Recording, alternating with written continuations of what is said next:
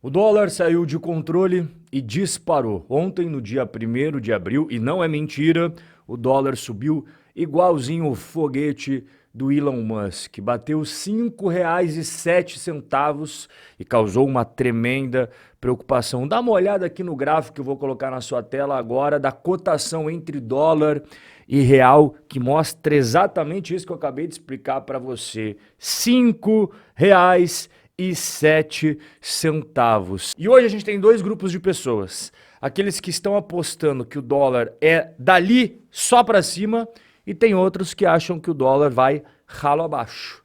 Entre os investidores estrangeiros, a aposta na alta do dólar atingiu máxima histórica na sexta-feira passada.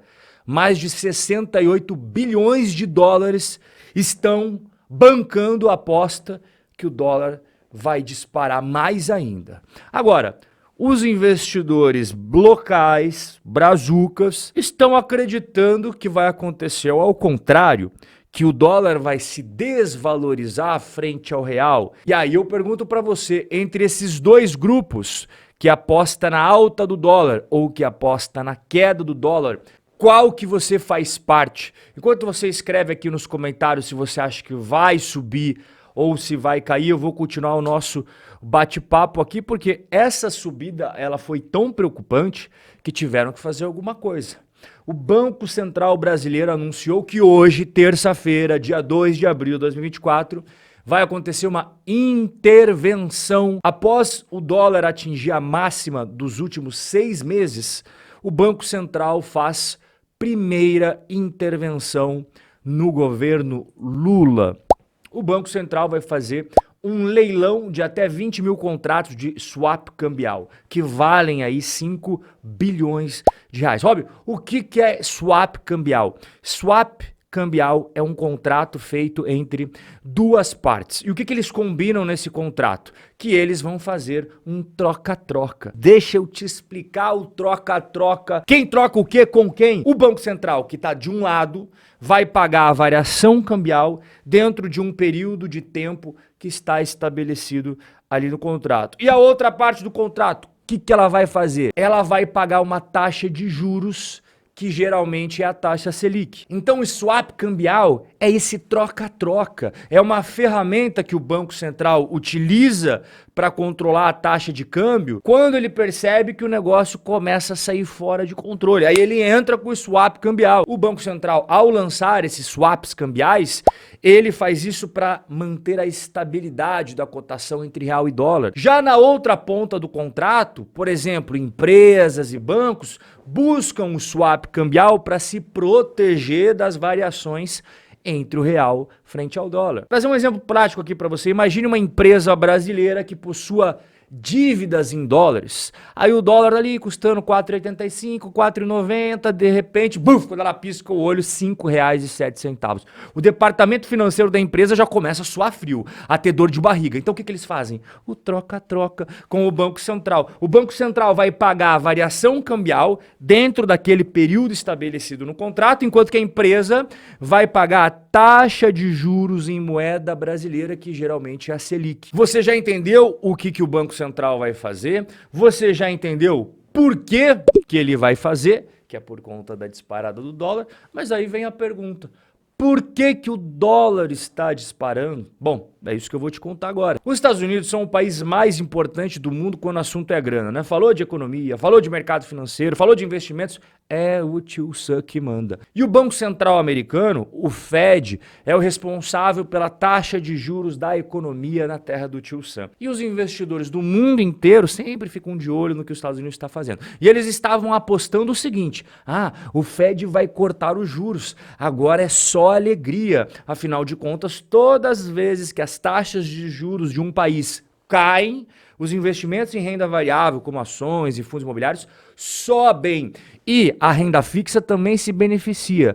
Toda vez que a taxa de juros cai, o preço dos títulos de renda fixa sobem. Eu posso até explicar para você melhor em um outro bate-papo, porque isso até soa contraintuitivo, mas eu só preciso que você grave isso que eu acabei de falar.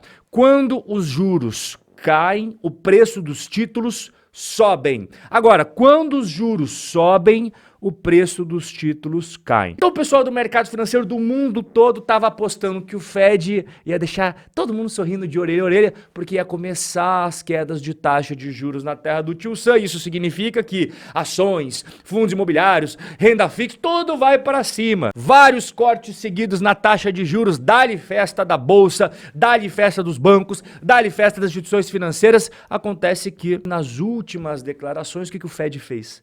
Jogou água no chope desse pessoal, né? Meus queridos, vocês estão muito animadinhos aí, tá? Não vai ser assim não como vocês imaginam. Vai cair a taxa de juros? Vai cair. Mas vai demorar, vai ser bem na maciota. Deixa com o pai aqui, ó, sossega o facho que vocês estão muito animadinhos pro meu gosto. Isso foi um balde de água fria nos caras. E outro balde de água fria veio ontem, quando os últimos dados da economia americana mostram que eles estão bem aquecidos. Mais aquecidos do que eram esperados que eles estivessem. Eu vou te contar agora só os últimos dados, os mais fresquinhos que foram divulgados ontem, tá? Só pra você entender como os Estados Unidos está bem aquecido. O setor industrial americano teve os melhores números desde setembro de 2022. Nós estamos em abril de 2024.